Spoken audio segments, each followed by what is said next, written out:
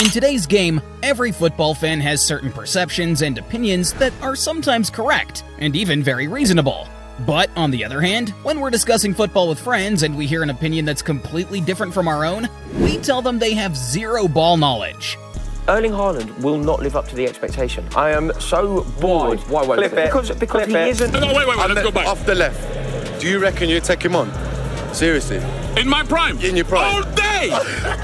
Well, in today's video, we're going to look at exactly those kind of myths that no one has ever questioned, but which are completely wrong. Let's start with a quick question. When did you first hear the term sweeper keeper? Of course, the answer depends a lot on how old you are and when you became interested in football. But for many of you, you might say since Manuel Neuer became a thing. Yes, the German wall is the quintessential sweeper keeper, coming out of his penalty box at least a couple times a game, sometimes even acting as a pivot and starting the attack for either Bayern Munich or the German national team.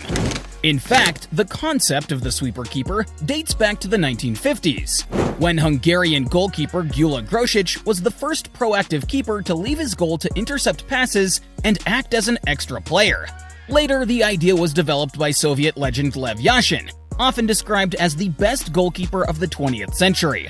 When we talk about sweeper keepers, however, this concept often leads us to the idea of ball possession, as implemented by teams that love having the ball, such as Barcelona or Bayern Munich. And here is the second myth. More possessions means more wins. Gradually, over the last 10 years or so, this myth has been exposed more and more. The reason for this is that specialists and coaches have now realized that possession is not as dangerous a weapon as it was. For example, 15 years ago, during Pep Guardiola's time at Barcelona.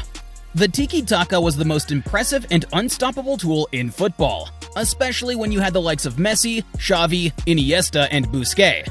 As time has gone on, however, this has started to change, with the biggest trend right now being fast, transitional, and pressing football. The proof that teams now strive for more directness than possession is the new era of Barcelona, a team that has always been in the very definition of possession.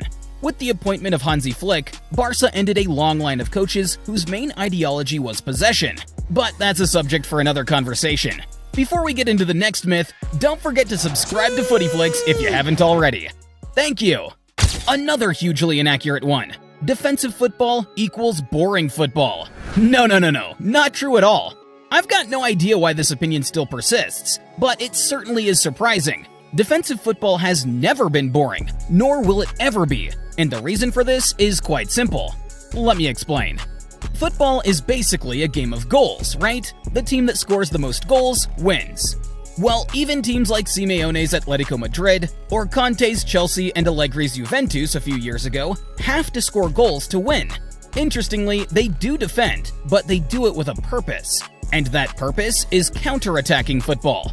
And it is undoubtedly the most attractive style of play in the modern game. Quick transitions, quick combinations in the middle of the pitch, sending the ball out to the wing, crossing into the box, and here you have the goal-scoring opportunity built in like 10 to 15 seconds. On the other hand, there are times when defensive football is more effective than attacking.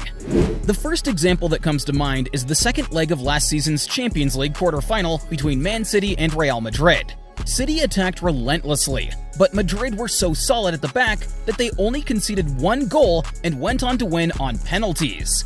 Yes, Real Madrid are never a defensively minded team, but when they need to be, it is the necessary step to surpass themselves as a unit.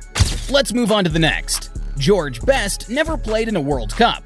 Yes, this is a popular statement about one of the greatest forwards of all time. Again, it is technically true, but nobody says it as a fact, but rather as a misleading information. It often leads to the misconception that he didn't have the opportunity or wasn't good enough to compete at that level. Not to mention it's usually repeated by people who hated Best as a player and as a person. In reality, his nation, Northern Ireland, have only qualified for a World Cup 3 times in their history when Best wasn't part of the team. They qualified in 1958 when Best was 12, then failed to reach the finals at the next 5 tournaments, and finally qualified again in 1982 when Best was already 36.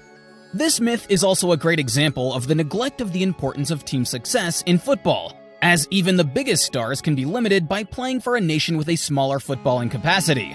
And speaking of the importance of the whole team, not just one player, it has been said thousands of times that Argentina won the 1986 World Cup because of Maradona. Now, this oversimplification of the team's achievement has angered many people, but it is a fact. While Maradona was undoubtedly the star, scoring iconic goals such as the Hand of God and Goal of the Century against England, football is a team sport, and Argentina's success was also down to the collective effort of the entire squad. Key players such as Jorge Valdano, who scored 4 goals in the tournament, and defenders such as Jose Luis Brown, who scored in the final against West Germany, also played crucial roles. But you'll never hear of them because they don't have Maradona's PR. Coach Carlos Bilardo also deserves praise for his tactical decisions, which maximized Maradona's influence while maintaining the team's overall balance. Interestingly, Argentina didn't win a World Cup for the next 36 years, but the same neglect of the team's overall performance was on the agenda when the 2022 World Cup came up, with Messi lifting the trophy after an Argentina masterclass against France. Next up, let's talk about playing the second leg at home not being a big advantage. This applies to the format when a football encounter is played in 2 legs, home and away, which happened mostly in the Champions League. Now, when it comes to the knockout stages of the tournament, and everyone is looking forward to their opponents in the draw, every side has a second thought about where they will play the second leg, at home or away. And if you hear a player or a coach saying publicly that it doesn't matter where the return leg is played, then they're probably lying. Everybody prefers to host the second leg.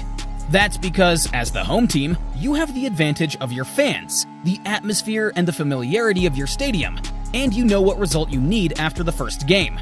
Now, to back up my claim, let's take a look at the statistics from the last edition of the Champions League. In the round of 16, there were 8 ties, and in 7 of them, the teams hosting the second leg went through. And to top it all off, in the entire knockout stage, there have been 14 meetings, round of 16s, quarterfinals, and semifinals, with the teams hosting the return leg going through 10 times out of 14. That's absolutely massive. On a different note, what do you think of the penalties? Are they just luck? Or do you need a certain amount of skill to be an elite penalty taker? Well, this is where our next myth comes in. Penalties are purely luck. This myth really oversimplifies the reality of what happens during this intense and crucial part of a football match. Now, while luck certainly can play a part, in factors such as the goalkeeper making the right save, or the ball bouncing unexpectedly, penalties are far from a lottery. Skill, preparation, and psychology are all crucial. Players often practice penalty kicks, focusing on placement, power, and composure under pressure. Goalkeepers study their opponent's tendencies and make informed decisions based on that data. Mental toughness is also important. Players who can stay calm and focused are more likely to succeed. Another factor that is often overlooked is the style in which a penalty is taken. They can be fast and direct, like those shown by Harry Kane, who often surprises his goalkeepers with the directness of his penalty kicks. Or they can be slower, like Robert Lewandowski, who takes his time before slotting the ball into the empty net after the goalkeeper has already decided where to position himself. The offside rule is complicated. Yes, it can be complicated for people new to the game, but after enough explanation, it actually becomes very straightforward. The offside rule states that a player is offside if they are nearer to the opponent's goal line than both the ball and the second last defender at the moment the ball is played to them. While the basic principle is pretty simple, confusion often arises due to the nuances of interpreting active play and situations such as rebounds or deliberate play by a defender. In addition, recent updates and technology such as VAR have added layers of scrutiny, but the core of the rule remains unchanged. An extra layer of complexity could also be added in some very rare situations, such as the goalkeeper going forward. A similar situation occurred 3 seasons ago when Chelsea were playing Tottenham in the Carabao Cup.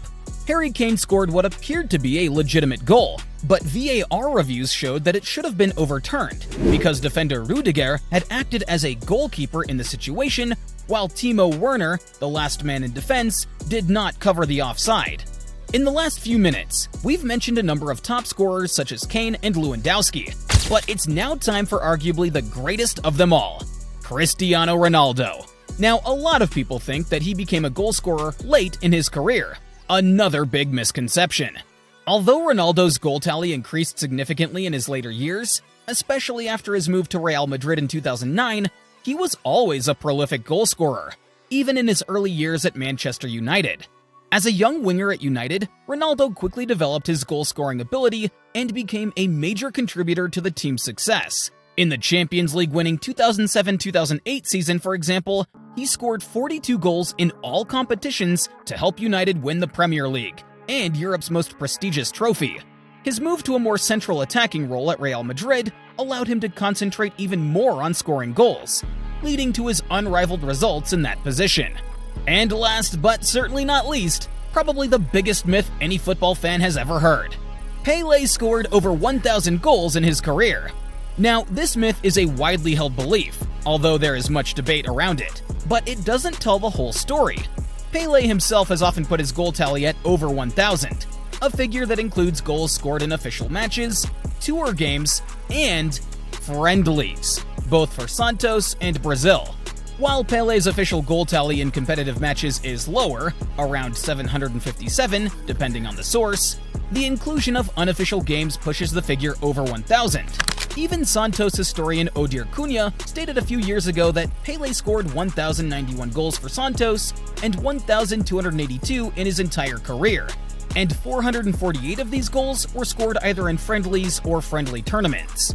The main reason for this debate is that in the 60s and 70s, when Pelé was in his prime, friendlies were taken more seriously and often featured top-level competition. By today's standards, however, goals scored in friendlies are often neglected. And realistically, although Pelé scored over 1,000 goals, over 30% of them came in friendlies. Can you think of any other football misconceptions or myths that have caught your attention? Let us know in the comment section down below. And don't forget to subscribe.